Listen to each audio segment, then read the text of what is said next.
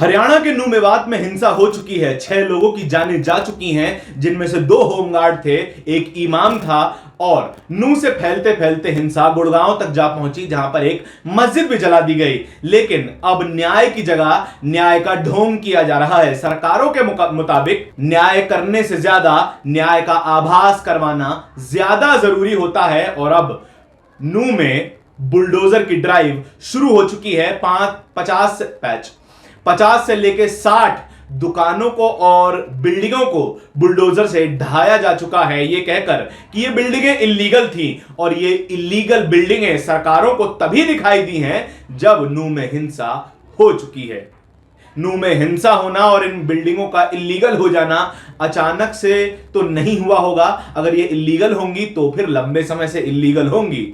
लेकिन इसकी लंबी कहानी है, नू की हिंसा की लंबी कहानी है। 2 किरदार हैं, इन सभी के बारे में आपको बताऊंगा। नमस्कार, मेरा नाम है धारण, आप देख रहे हैं द मूक नायक। नू की हिंसा में 2 किरदार हैं जिनको पूरी तरीके से छुपाने की कोशिश की जा रही है। मोनू मानेसर और बिट्टू बजरंगी उर्फ राजकुमार।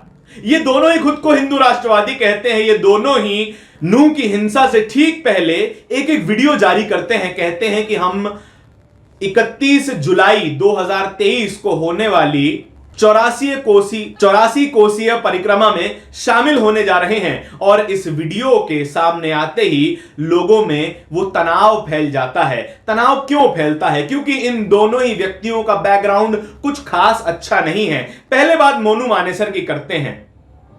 हरियाणा में इससे पहले एक और हिंसक घटना सामने आई थी, जहां पर नासिर और जुनैद, जो 2 पशु व्यापारियों की हत्या कर दी गई थी और उन्हें जलाकर मार दिया गया था। इस केस में मुख्य आरोपी मोनू मानेसर बताया जा रहा है। और इसी के कारण उस व्यक्ति का यह कहना कि मैं इस शोभा यात्रा में शामिल होने जा रहा हूं तो फिर लोगों को भड़काएगा तो है ही। मोनू मानेसर ने 31 जुलाई से ठीक पहले एक वीडियो जारी की थी और कहा था कि हम इस शोभा यात्रा में शामिल होने जा रहे हैं, लेकिन वो उस समय वहां पर नहीं पहुंचे।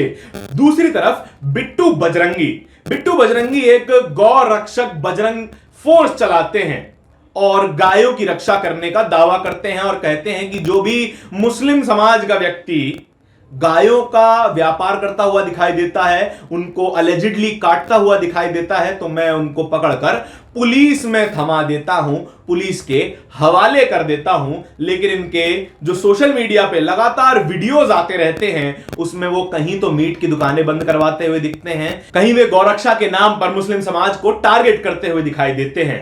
इन्हीं 2 व्यक्तियों की वीडियो सामने आने के बाद कहा यह जा रहा है कि माहौल तनावपूर्ण हो गया, क्योंकि इन दोनों ही व्यक्तियों का बैकग्राउंड कुछ साफ नहीं है। और ये कह रहे थे कि हम इस शोभा यात्रा में शामिल होने जा रहे हैं, तो फिर लोगों में तनाव पैदा हुआ।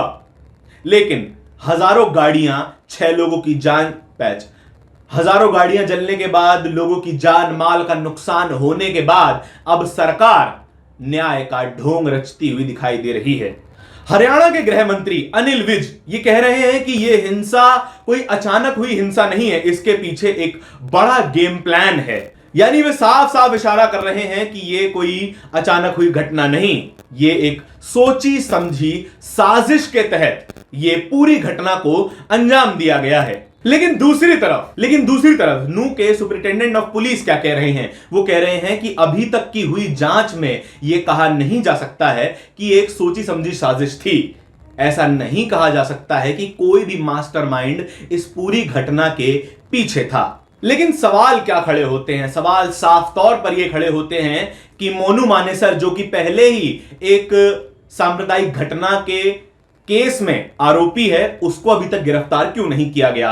वो क्यों आराम से सोशल मीडिया पर भड़काऊ वीडियो पोस्ट कर रहा है और अभी तक उसको अरेस्ट करके उससे पूछताछ नहीं की गई है? और दूसरा कि क्या घर मकान गिरा देने से क्या न्याय मिल जाएगा? जो भी बुलडोजर चलाया जा रहा है और एक पीआर स्टंट किया जा रहा है कि देखिए हमने त्वरित न्याय दे दिया है, त्वरित न्याय कभी भी न्याय नहीं हो सकता है। हालांकि बुलडोजर चलने का कारण साफ तौर पर यही बताया जा रहा है कि ये जो दुकानें थी, ये होटल था, ये सभी इलीगल जमीन पर बने हुए थे और एनक्रोचमेंट की जमीन पर बने थे, इसीलिए इनके ऊपर बुलडोजर चलाया गया है।